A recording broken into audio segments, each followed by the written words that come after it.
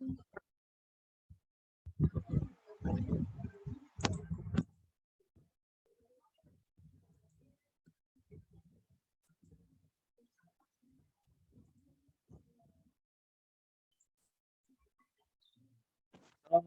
warahmatullahi wabarakatuh. Alhamdulillah, segala puji bagi Allah, selawat dan salam marilah kita curahkan kepada Nabi kita Nabi Muhammad SAW.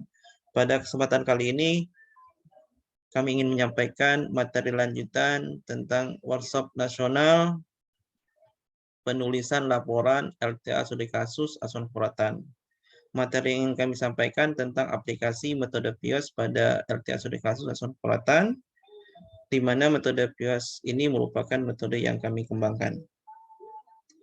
Ini merupakan outline yang ingin kami sampaikan, pendahuluan, ruang lingkup penelitian, metode PIOS itu sendiri secara konsep, kemudian metode PIOS dengan desain eksperimen, metode PIOS dengan desain penelitian studi kasus Asuhan Puratan.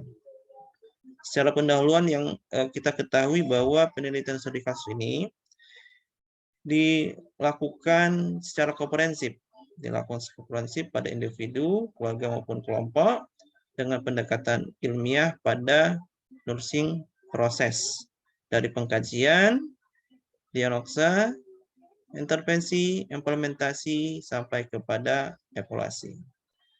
Akan tetapi terdapat fenomena atau gap.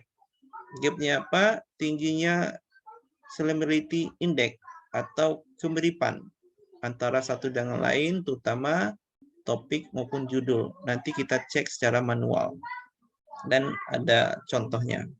Nah, ini akan berpengaruh terhadap kualitas riset studi kasus itu sendiri, dan yang bermuara tentunya berpengaruh terhadap kualitas publikasi manuskrip jurnal yang akan dipublikasinya nanti.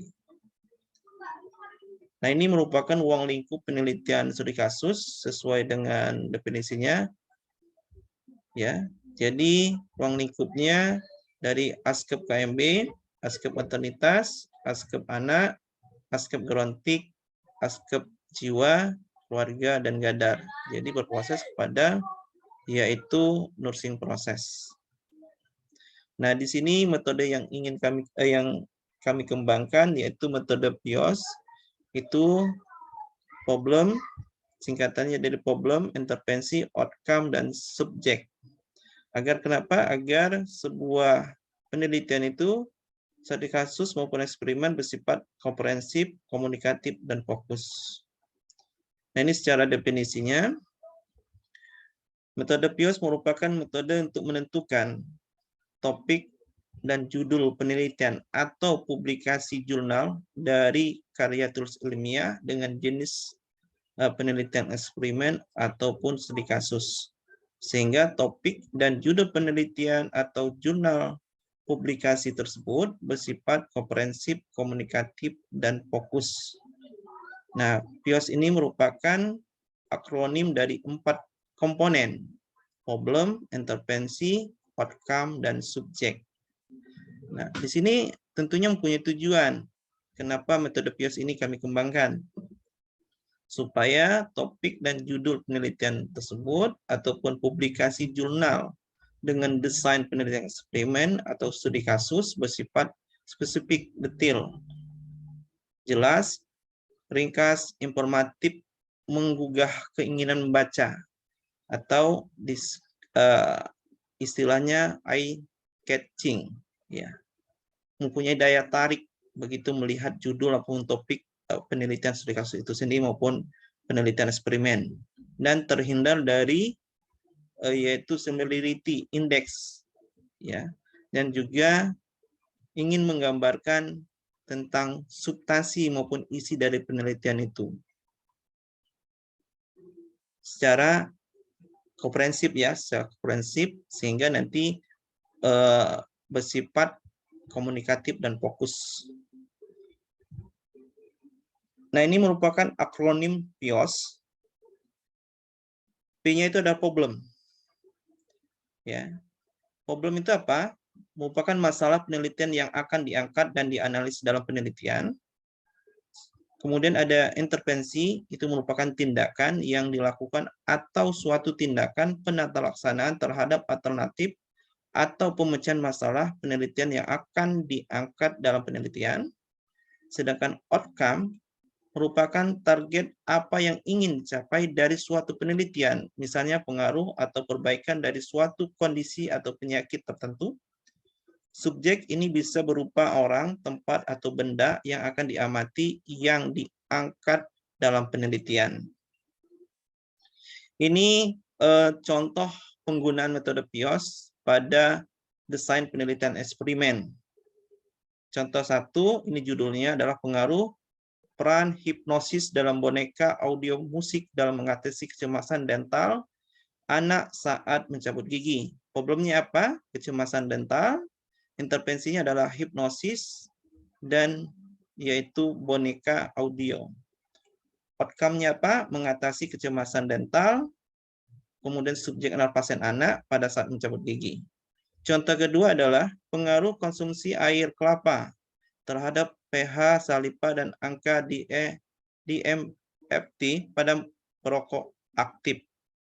Problemnya apa? pH salipa dan angka DMFT. Kemudian intervensi adalah konsumsi air kelapa. Outcome-nya adalah pH salipa dan angka dalam batas normal. Subjeknya siapa? Perokok aktif. Apabila kita lihat di sini, ya sekilas ini bersifat komunikatif, informatif, dan fokus. Ya, jadi seseorang dari topik judul saja sudah melihat, oh masalahnya kecemasan. Dari kecemasan di situ, intervensinya itu dilakukan hipnosis, kemudian dilakukan dengan terapi boneka audio. Apa harapannya dari tindakan itu? Yaitu mengatasi kecemasan. Ya. Kemudian subjeknya pada siapa? Pada anak. Selanjutnya, yaitu metode PIOS pada pelaksanaan penelitian studi kasus asuhan keperawatan. Nah, pelaksanaan aplikasi PIOS pada penelitian studi kasus asuhan keperawatan di sini, kita berupaya dilakukan dengan diakronimkan dengan skema link dan match, dihubungkan dan dicocokkan dengan konsep 3N, Nanda, NOK, dan NIK, ataupun 3S, SDKI, SDKI, SLKI. Ya. Dan juga evidence based case report dan juga evidence based nursing practice. Nah, di sini perlu ditekankan bahwa evidence based nursing practice di sini ini di luar daripada 3N 3S karena kita ketahui 3N 3S ini dibuat berdasarkan evidence based nursing practice juga. Agar kenapa kita berupaya untuk melingkan link dan matchkan atau menghubungkan dan mencocokkan dengan konsep 3N, 3S ya, dan juga evidence based nursing practice agar studi kasus penelitian studi kasus asuhan keperawatan itu bersifat eye catching, artinya tertarik secara kasat mata. Kemudian mengoptimalkan penggunaan 3N atau 3S. Ya, kalau bisa sampai kepada kode-kode terutama untuk mahasiswa kita. Kemudian menurunkan ya similarity index, kesamaan ya. Penelitian studi kasus antara satu dengan yang lain dan juga tentunya meningkatkan kualitas riset penelitian studi kasus asuhan keperawatan. Mari kita cek ya secara manual ya, yaitu pelaksanaan penelitian studi kasus asuhan keperawatan. Di sini kami berikan contoh ya. Ini adalah contoh daripada LTA dengan topik ya, yaitu stroke non hemoragik ya. Coba perhatikan ya. Ini adalah contoh pertama, asuhan keperawatan Tuan H. Ini hendaknya ini tidak sesuai dengan PUUB maupun kaidah ilmiah ya. Hindari menulis inisial pada judul ya. Stroke non hemoragik di ruangan di rumah sakit dan seterusnya. Nah, ini juga asuhan perawatan pada klien dengan stroke hemoragik. Ini dari Poltekkes di Kalimantan ini, Kalimantan Timur. Kemudian ini asuhan perawatan pada Nyonya P dengan stroke hemoragik. Ini juga asuhan keperawatan pada Tuan M dengan gangguan sistem persarapan stroke hemoragik. Ini contoh keempat, ini contoh kelima. Asuhan perawatan pada klien stroke hemoragik dengan ketidakefektifan perfusi jaringan cerebral. Nah, ini sudah ada pencerian. Ini hendaknya sebuah topik judul itu secara spesifik ya. Nah, kalau kita lihat dari 5 contoh LTI di sini mempunyai similarity yang tinggi ini. Ini baru sedikit. Nah, di sini kami ngambil contoh ada 4 untuk keperawatan jiwa. Ya. Asuhan keperawatan jiwa pada pasien halusinasi pendengaran. Ini contoh pertama. Ya. Contoh kedua, asuhan keperawatan jiwa pada klien ya dengan masalah gangguan persepsi sensorik halusinasi pendengaran. Contoh ketiga, asuhan keperawatan dengan gangguan persepsi sensorik halusinasi pendengaran. Nah, dari 4 yang kami tunjukkan tingkat similarity-nya tinggi sekali. Yang hanya membedakan yaitu ruangan maupun tempat ya. Nah, ini kita hindari dengan menggunakan metode PIOS yang kami kembangkan. Nah, di sini maka kita akan melakukan menerapkan metode PIOS pada studi kasus asuhan keperawatan sedikit berbeda ya dengan penerapan studi kasus metode PIOS pada desain penelitian eksperimen. Kalau penelitian asuhan keperawatan dengan metode PIOS di sini diakronimkan kalau problemnya itu di-link dan dimakan atau dihubungkan dan dicocokkan dengan NANDA maupun SDKI. Sedangkan pada bagian intervensinya ini dihubungkan atau dicocokkan dengan NIC maupun SKI ataupun subaktivitas. Nanti kita lihat contoh subaktivitas yang kami maksud maupun EBCR maupun EBNP ya. Evidence based nursing practice nanti dihubungkan. Outcome-nya apa? Ini outcome-nya kita hubungkan dan cocokkan nanti dengan SDKE ya. Standar luaran keperawatan Indonesia. Subjeknya apa? Subjek ini berdasarkan ruang lingkup asuhan keperawatan yang kami jelaskan di depan tadi, maupun pasien maupun klien pada penelitian studi kasus keperawatan yang akan diamati dan diangkat dalam penelitian. Nah, ini merupakan contoh metode PIOS pada studi kasus keperawatan. Ini contoh 1. Penerapan manajemen laktasi terhadap ketidakefektifan pemberian ASI pada asuhan keperawatan postpartum. Nah, ini penjabaran. Problemnya apa? Problemnya ketidakefektifan pemberian ASI. Ini kodenya. Kodenya D0029.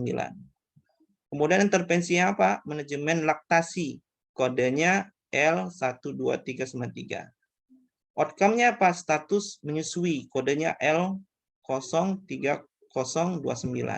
Subjeknya siapa? Subjeknya adalah asuhan keperawatan postpartum. Nah, ini kalau kita terapkan metode PIOS di sini, maka akan variatif topik maupun judulnya. Kemudian contoh kedua. Contoh kedua di sini adalah penerapan, judulnya penerapan Message Approval dan Birth Ball dalam upaya mengurangi nyeri bersalin pada asuhan keperawatan internatal. Problemnya apa? Nyeri bersalin. Nah, nanti kami jelaskan. Ini sebuah judul maupun topik ini hendaknya dia harus lebih spesifik. Kalau kawan-kawan di KMB Gadar itu rata-rata bagusnya mengangkat nyeri akut. Tapi kalau kawan-kawan yang di Grontik itu nyeri kronis ya. Jadi lebih spesifik ya. Jadi karena penanganan intervensinya itu nanti berbeda antara nyeri kronis akut maupun nyeri bersalin. Nanti kita lihat contoh berdasarkan ruang lingkup. Kemudian intervensinya apa? Mesos ya. Outcome-nya apa? Tingkat nyeri. Kemudian subjeknya asuhan kekuratan internatal. Jadi lebih bahasa penulisan judulnya nanti terserah apakah asuhan kekuratan dari duluan atau misalnya penerapan intervensinya dulu atau misalnya masalahnya dulu. Yang jelas kita menghadirkan sebuah topik judul yang kreatif, jangan monoton. Ini contoh ketiga. Penata laksanaan kompres air hangat pada asuhan keperawatan yaitu osteoartritis dengan nyeri kronis. Nah, ini yang kami maksud tadi, ya. Jadi pembaca maupun peneliti sendiri, terutama mahasiswa, itu sudah mengkondisikan bahwa oh iya saya ini menangani nyeri kronis karena berbeda. Ini sesuai dengan apa yang disampaikan oleh pakar keperawatan dari Unpad. Penanganan nyeri akut dengan kronis saja itu berbeda, ya. Nah, di sini ini problemnya nyeri kronis. Intervensi adalah kompres air hangat. Ini adalah subaktivitas dari kode I. Ini intervensi ya. 08238. Ini kalau kita lihat kode di sini adalah manajemen nyeri, ya. Nah, jadi boleh. Ini untuk outcome-nya tingkat nyeri menurun. Subjeknya adalah asuhan kekuratan osteoartritis. Nah, ini boleh diterapkan untuk teman-teman mahasiswa yang di jenjang level yaitu lema atau diploma ya. Kalau yang 2 ini boleh diterapkan ya di level mahasiswa yang menyelesaikan LTA pada jenjang profesi nurse ya. Jadi dia dengan evidence-based practice ya, seperti itu. Kita lihat contoh langsung yang kami kembangkan ya berdasarkan ruang lingkup.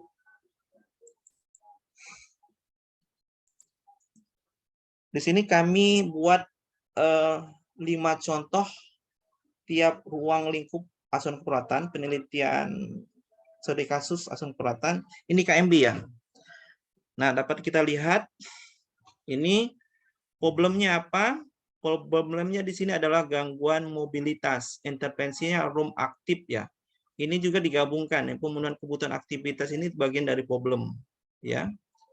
Ini subjeknya siapa? Pasien stroke non hemoragik.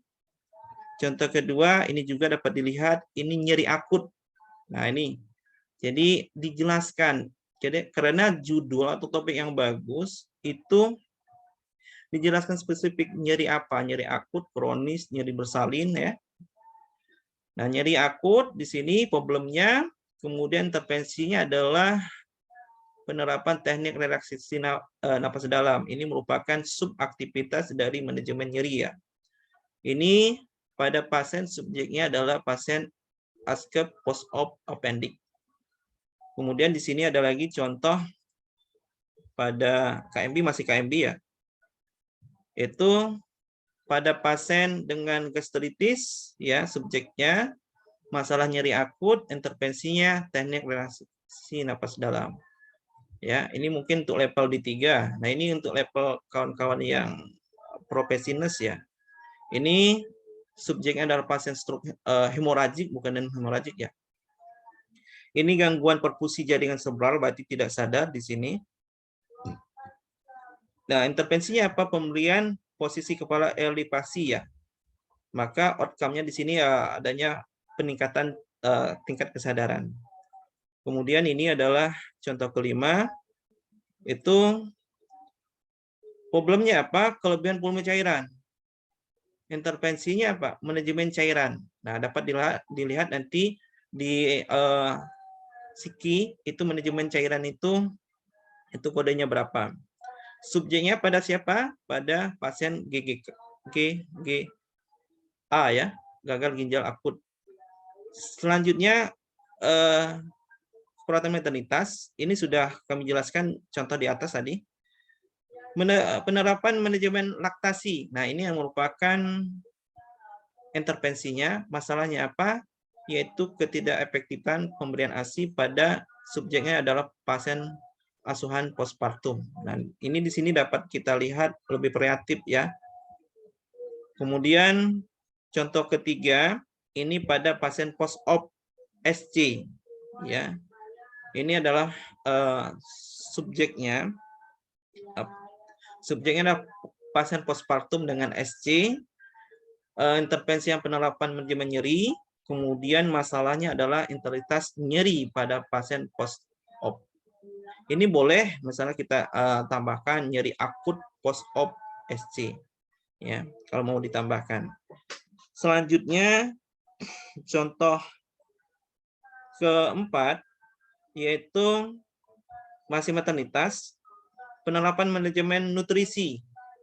Ya, ini intervensinya pada pasien subjeknya antenatal care dengan hiperemesis epidarum yang mengalami defisit nutrisi.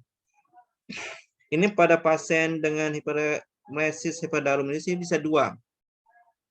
Bisa dia masalahnya adalah gangguan volume cairan, defisit volume cairan, karena kan berhubungan dengan mual muntah. Nah, di sini boleh nanti dari dua sisi, dari segi nutrisi atau cairannya.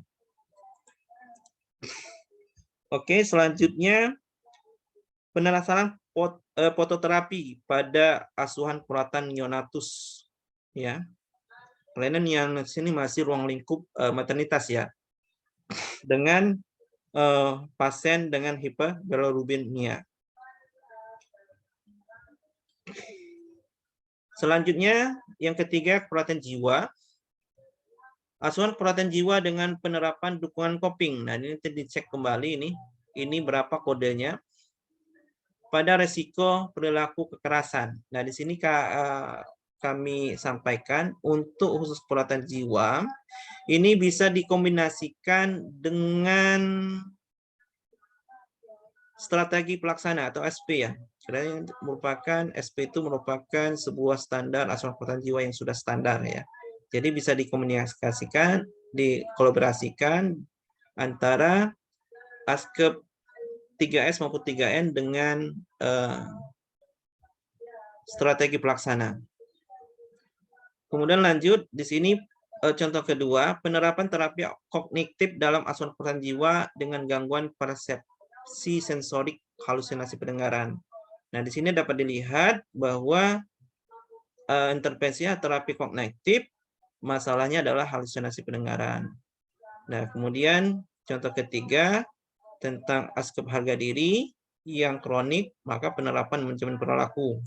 Ya, manajemen perilaku. Maka kalau kita lihat untuk teman-teman yang di keperawatan jiwa, diagnosa yang sering muncul itu di kategori perilaku sama psikologi ya, dan lingkungan. Itu biasanya teman-teman daripada keperawatan jiwa itu biasa mengangkat diagnosa itu, kalau dari SDKI maupun dari Nanda ya. Kemudian yang keempat itu penerapan dukungan perawatan diri pada pasien defisit perawatan diri ya. Nah, nanti dihubungkan di sini karena untuk di definisinya perawatan diri ini bisa mengenai daripada pasien non gangguan jiwa juga ya. Kemudian modifikasi perilaku keterampilan sosial, promosi sosial pada asuhan keperawatan jiwa dengan gangguan interaksi. Nah, di sini dapat dilihat nanti kode berapa pada modifikasi perilaku keterampilan sosial dan promosi. Nanti kami sampaikan juga link secara online penggunaan informasi tentang 3S ya. Selanjutnya keperawatan anak. Penatarasan manajemen hipertermia pada asuhan keperawatan dengan typhoid ya, dengan demam typhoid ya. Nah, ini masalahnya adalah hipertermia. Nah, di sini yang contoh kedua, demikian juga asuhan keperawatan DBD ya, dalam pemenuhan kebutuhan cairan dan elektrolit dengan penerapan manajemen hipovolemia. Nah, di sini ada juga manajemen hipovolemia ya. Contoh keempat, penerapan manajemen hipertermia pada asuhan keperawatan dengan kejang demam dengan hipertermia. Nah, di sini nanti khusus untuk DBD, ini tergantung di lapangan ya, boleh jadi waktu pengajuan proposal itu yang diangkat adalah diagnosa, yaitu kebutuhan cairan dan elektrolitnya. Tetapi pada waktu melakukan penelitian itu yang prioritas itu adalah hipotermianya. Maka ada dua kemungkinan, cari pasien sesuai dengan proposal atau menyesuaikan dengan di lapangan. Maka proposalnya harus diganti sesuai dengan prioritas utama yang ditemukan saat melakukan penelitian studi kasus. Kemudian contoh terakhir, contoh keempat pada keperawatan anak, penerapan manajemen diare pada asuhan keperawatan anak dengan masalah keperawatan kekurangan cairan. Nah, di sini lihat nanti kode manajemen diare itu kodenya berapa. Kemudian contoh terakhir, asuhan keperawatan bronkopenia dengan penerapan manajemen jalan napas. Kalau di Nanda itu manajemen airway ya, tapi kalau bahasa di SDKI itu manajemen jalan napas. Terhadap bersihan jalan napas tidak efektif. Lanjut keperawatan keluarga ya. Ini hampir sama ya. Contohnya yang dengan jiwa, ada yang berhubungan dengan keperawatan jiwa ya. Penerapan, ini contoh pertama, penerapan manajemen kesehatan keluarga dengan masalah utama hipertensi pada asuhan keperawatan. Jadi di sini perlu disebutkan juga kalau seandainya perlu disebutkan masalah utamanya apa. Atau misalnya asuhan keperawatan keluarga dengan ASKEP hipertensi ya Pak. Contoh kedua, asuhan keperawatan pada keluarga penderita ulkus diabetikum gangren ya. Dengan penerapan ini dua tindakan, manajemen hiperglikemia maupun perawatan luka. Kalau hanya penerapan hiperglikemia di sini ini sederhana, tidak menyelesaikan masalah. Kemudian contoh ketiga, dukungan keperawatan program ya, pengobatan pada asuhan keperawatan keluarga dengan masalah utama putus obat pada pasien TB di sini ya. Keluarga penderita TB. Contoh keempat, latihan pengendali influx pada asuhan keperawatan keluarga dengan anak Down syndrome. Contoh kelima, asuhan keperawatan pada pasien dengan penderita DM dengan penerapan edukasi kesehatan dan edukasi fisik. Jadi ada dua ya, edukasi kesehatan dan edukasi fisik. Jadi silahkan di kolaborasi kalau seandainya diamati kalau satu aktivitas intervensi itu tidak bisa mengatasi masalah tersebut, maka dilakukan dua, ya bisa. Keenam adalah perawatan gerontik. Contoh pertama, penalasan kompres air hangat pada asuhan perawatan osteoartritis dengan nyeri kronis. Nah ini tadi. Jadi lebih spesifik. Karena penanganan nyeri tadi, kami ulang, antara nyeri akut dengan kronis dengan nyeri bersalin itu berbeda dalam pemilihan aktivitas baik pada ski maupun pada NIC ya. Contoh kedua, asuhan perawatan pada pasien demensia dengan penerapan brain game atau senam otak ya. Ini hasil daripada evidence practice nursing ya. Nursing praktis ya.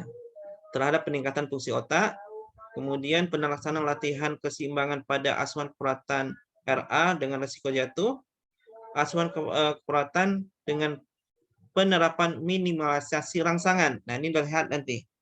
Ini apa sih, seperti apa sih skinya, kodenya berapa dengan gangguan sensorik. Nah, subjeknya siapa? ASKEP katarak. Ini rata-rata pada lansia katarak. Nah, ini juga pada terakhir ya pada pasien stroke, maka tindakannya RUM, masalahnya gangguan mobilitas fisik. Keperawatan gadar di sini dapat kita lihat intervensinya adalah peningkatan tekanan manajemen peningkatan tekanan intrakranial ya. Kemudian masalahnya penurunan aktivitas adaptif intrakranial. Ini di sini nanti dicek lagi berapa kode daripada SDKI penurunan aktivitas adaptif intrakranial. Ini pada pasien, subjeknya ada pada pasien cedera kepala sedang ya. Contoh kedua, pasien asma bronkial, subjeknya manajemen jalan napas, intervensinya masalahnya adalah bersihan jalan napas. Kemudian contoh keempat, ketiganya penerapan manajemen hipertermi pada kejang demam. Ya, kejang demam, pasien kejang demam dengan masalah hipertermia. Kemudian contoh keempat, ya, pada pasien CHF, gagal jantung ya, kongestif ya. Di sini berhubungan dengan keluar nafas, masalahnya intervensinya apa? Manajemen jalan nafas ya. Kemudian contoh selanjutnya pada gadar, pasien luka bakar, penerapan manajemen pemantauan cairan pada resiko ketidakseimbangan cairan elektrolit di sini dapat dilihat nanti. Nah, ini merupakan contoh 7 contoh penerapan metode PIOS pada penelitian LTA studi kasus.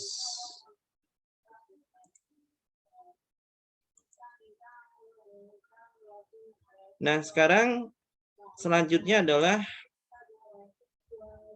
dalam aplikasinya nanti, ya, dalam penentuan topik ini disesuaikan dengan level menurut KKN, ya, Kerangka Kurikulum Nasional Indonesia.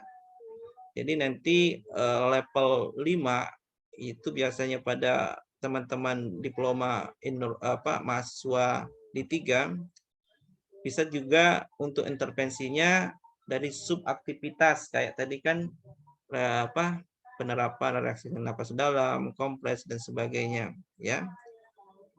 Jadi dilihat kemampuan dari segi level, kemudian dari segi mahasiswa yang akan menjalankan penelitian tersebut. Nah, untuk level 7 itu untuk mahasiswa profesi ya. Itu nanti disesuaikan di sini mahasiswa profesi sudah mempunyai bekal mereka dalam penelitian karena mereka sebenarnya telah melakukan penelitian dengan karya tulis ilmiah dalam jenis skripsi ya. Jadi mereka tingkat analisnya harus berbeda daripada mahasiswa di level 5 ya atau mahasiswa D3. Nah, selanjutnya yang perlu kita perhatikan adalah judul akhir daripada penelitian studi kasus itu harus menyesuaikan dengan hasil penelitian. Ya.